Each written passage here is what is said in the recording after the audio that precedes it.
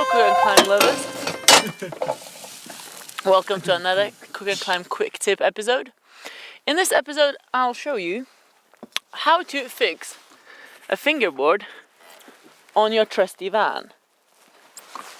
I haven't come up with an episode for a car, but if you're traveling with a van, a fingerboard can be really useful, especially if the conditions are bad or bad weather conditions and your rest days don't match. So, what do you need to have a fingerboard on your van? You'll need a bit of plywood, a plank, 1 inch by 4, some screws, a fingerboard. I've got a slagboard here, and I use some tape to tape the ends of the plank so it doesn't rub off the paint of my van. I have attached a little bit of plywood to sit on the rail of the roof of the van.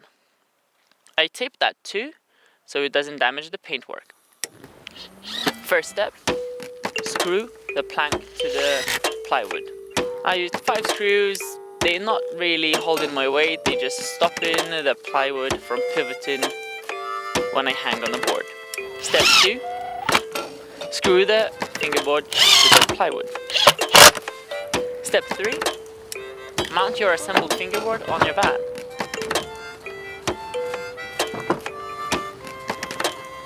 And step 4, warm up for your boulders, or your training session, or all. And that's it, and that's how you hang a hangboard on the van. I hope this was useful, and see you in the next Cook+Climb QuickTips episode. Now, I will get my warm up so I can go bouldering.